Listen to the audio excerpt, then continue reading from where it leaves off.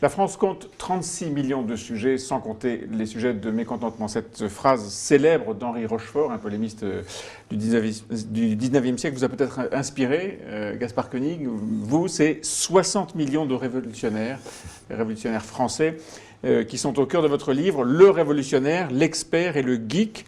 C'est chez Plomb et c'est sous-titré « Combat pour l'autonomie ». Votre idée, c'est que les Français sont des révolutionnaires dans l'âme, mais qu'ils sont à la fois bridés par un pouvoir politique qui veut tout planifier et tirés vers l'autonomie par les nouvelles technologies. Les Français sont des révolutionnaires.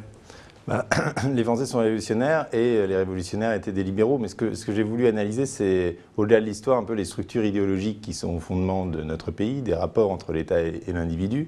Et c'est vrai qu'on analyse à la fois la Révolution française, toute l'histoire du 19e et tout ce qui vient jusqu'au milieu du 20e siècle, on s'aperçoit que la France avait une conception qui était en fait très saine, que Pierre Rosanvallon appelle le jacobinisme libéral. C'est-à-dire une conception de l'autonomie des individus. Exactement, où l'État a joué un rôle très fort pour affranchir précisément les individus de leur tutelle économique, sociale et culturelle. Et donc en ce sens, il n'y a absolument pas à opposer État et libéralisme. Au contraire, comme le dit Durkheim, étatisme et libéralisme ont marché main dans la main en France. Et nous avons toute une philosophie qui nous permet aujourd'hui d'avancer vers l'autonomie individuelle, qui était l'idéal des révolutionnaires et que Marx analysait comme tel. Et alors qu'est-ce qui fait qu'aujourd'hui, en France, l'État est plutôt construit et conçu, vécu en tout cas, comme une sorte de léviathan qui organise la vie de tous et de chacun dans ses moindres détails? Exactement, il me semble qu'il y a eu une rupture idéologique profonde vers le milieu du XXe siècle. Certains disent, et je suggère dans mon livre,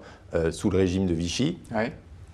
On peut se discuter historiquement, mais enfin, c'est clair que c'est dans cette période-là, entre les années 30 et les années 50, où tout d'un coup l'État, qui était là pour garantir les libertés individuelles, qui était là pour assurer les libertés de chacun, est devenu un État planificateur.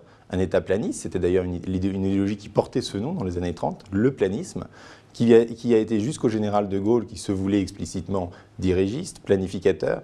Et c'est quelque chose qui est resté. On crée un commissariat au plan, effectivement, on fait un premier, un deuxième, jusqu'à un cinquième plan. Oui, c'est cette idée surtout qu'on va fixer des buts à la société qui lui sont exogènes, même s'ils paraissent très sympathiques, la croissance, l'industrialisation, même la santé publique, et qu'à partir de ces buts exogènes, décidés par quelques experts, on va organiser à la fois l'économie et la vie des gens.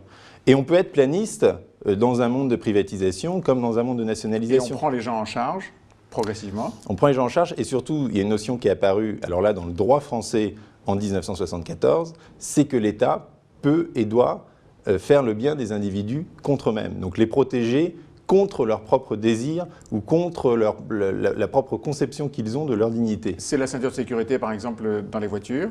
Alors, l'exemple que je prends, c'est effectivement un arrêt du Conseil d'État Bouvet de la Maisonneuve qui porte sur l'obligation de porter une ceinture de sécurité dans sa voiture, qui est arrivée dans les années 70. Qui est donc faite pour protéger les gens contre leur propre inconscience, éventuellement, du danger. Exactement. Alors, il y a des bons arguments. On peut dire la ceinture de sécurité, c'est là pour qu'on ne devienne pas un projectile pour les autres. C'est là parce que sinon, on met en place des systèmes assurantiels. On doit être secouru par la police, les pompiers, ça coûte beaucoup d'argent. Mais la raison profonde et la raison explicitée par le Conseil d'État, c'est qu'on peut protéger l'individu contre lui-même.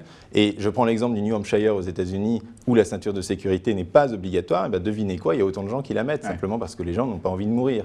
Alors, face à cette prise en charge, au fond, dans les moindres détails de la vie de chacun par l'État, il y a une autre tendance contradictoire qui est née et qui se développe aujourd'hui, que vous mettez sous le vocable le geek, au fond, toutes ces nouvelles technologies qui tirent l'individu vers une forme de consommation de sa propre liberté, de jouissance de sa propre liberté. Oui, c'est-à-dire qu'en fait, l'État est en train de se faire ubériser, puisque maintenant... Ubérisé du substantif Uber. Voilà, c'est ça. C'est-à-dire que la disruption technologique... Véhicule sans chauffeur. La disruption technologique qui a mis à mal tellement de marchés, tellement de duopoles établis, est en train de mettre à mal le monopole suprême qui est celui de l'État. Et on voit très bien comment on peut imaginer le monde de demain, quand on lit Rifkin, quand on lit les gens de la Silicon Valley, comme un monde où chacun, finalement, à travers quelques logiciels gratuits en ligne et des imprimantes 3D, est capable de créer son propre univers et de circuler dans le monde de manière quasiment gratuite via l'économie collaborative et autres. Ce n'est pas sans poser certains dangers, c'est ce que j'interroge. Parce que qui fixe la règle ? Exactement, c'est ce que j'interroge à la fin du livre, c'est qu'il y a, en échange de cette gratuité, les GAFA, les Google, Amazon, Facebook, GAFA, c'est ça, c'est Google, Amazon, Facebook et Apple. Sont en train véritablement d'aspirer les données individuelles. Et donc, quand on croit qu'on a des services gratuits, c'est qu'en fait, on les donne en échange de nos données. On se fait espionner par un autre Léviathan, un autre grand État supranational, en tout cas, qui est un État de puissance économique. En tout cas, si, voilà, exactement. Et si on lit l'histoire à travers cette idée de jacobinisme libéral, c'est là que l'État devra intervenir et devra précisément réguler pour s'assurer que ces technologies sont mises à disposition de l'autonomie ou l'autonomisation des individus. Ils ne sont pas confisqués par de nouvelles puissances effectivement supranationales. Qu'est-ce qui va gagner entre l'État, puissance nationale régulatrice, planificatrice, et l'aspiration à la liberté, à la consommation individuelle de chacun? Mais l'État a tous les moyens pour gagner. Aujourd'hui, le monopole de la violence légitime appartient toujours à l'État. Et il est faux de dire que l'État n'a plus de pouvoir. Simplement, l'État n'exerce plus son pouvoir et l'État dilue son pouvoir dans toutes sortes de réglementations tout à fait absurdes et intrusives, au lieu de se concentrer sur les vrais sujets de demain, sur cette vague qui arrive de la Silicon Valley, qui nous apporte le big data et le transhumanisme, qui est plein d'espoir pour l'humanité, mais pour lequel il va falloir construire un cadre légal et presque un cadre moral spécifique. Alors on pourrait imaginer que tout ça est très théorique. Il y a une illustration pratique. Vous avez signé dans l'Opinion une chronique il y a quelques jours qui parle d'une expérience invraisemblable qui s'appelle Liberland. De quoi s'agit-il ?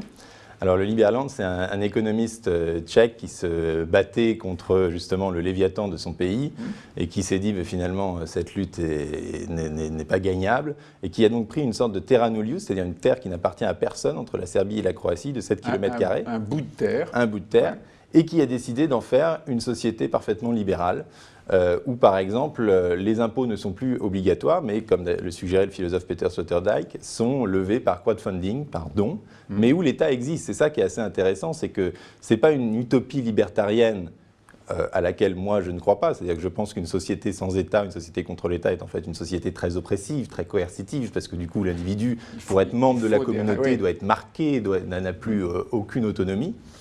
Et donc, lui construit un État qui est véritablement un État minimum, ex nihilo. Ça existe. Ah, il essaye de le faire, c'est sur 7 km². Donc alors, il est le chef de cet État. Et donc, il en est le chef d'État. Alors, il a dit qu'il laisserait le pouvoir. Donc, c'est comme chez Rousseau, le législateur, il est là au début. Et ensuite, il transmettra. Il y a des habitants ? Sûrement. Alors voilà ce que je lui ai demandé, je lui ai dit mais vous allez avoir un afflux. Parce que vous l'avez eu au téléphone. Hein, j'ai eu au téléphone et donc il m'a dit qu'il allait mettre en place des contrôles aux frontières, donc c'est assez mal parti pour un État libéral. Terrible, mais enfin effectivement sur 7 km², on comprend qu'il ne puisse pas accueillir tout le monde.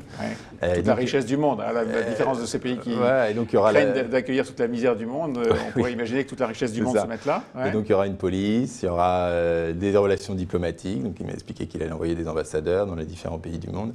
Mais ce qui est intéressant, c'est qu'il y a d'autres gens qui font ça. Par exemple, Peter Thiel, qui est le fondateur de PayPal, est en train de construire des îles, de faire construire des îles artificielles en eau internationale. Ils appellent ça le seasteading, où il veut recréer un État. Des communautés. Alors lui, carrément des communautés sans État. Mais ce qui est intéressant, c'est qu'on voit que dans différentes régions. Et puis il y a aussi dans le New Hampshire cette idée du Free State Project. Ce sont des gens, 20 000 personnes, qui signent pour aller reconstituer, pareil, une communauté libre. Donc c'est intéressant de voir qu'il y a un peu partout dans le monde cette aspiration à recréer des sociétés où l'État a une place soit nulle, soit complètement différente. À expérimenter. En tout cas, ce qui frappe quand même, c'est que ce sont toujours des tout petits noyaux. Ce sont des petits États, 7 km², une île, quelques centaines, quelques dizaines de personnes. Vous pensez que c'est quelque chose qui peut s'épandre ? Je pense que c'est des expériences qui sont quand même intéressantes, qui sont un peu les expériences de demain. Et qui reflètent un vrai désir et une vraie interrogation sur la place de l'État aujourd'hui, qui n'est clairement plus adaptée, encore une fois, à l'évolution technologique. Gaspard Koenig, le révolutionnaire, l'expert et le geek, c'est chez Plomb, ce combat pour l'économie d'un vrai révolutionnaire. Merci Gaspard Koenig. Merci Nicolas.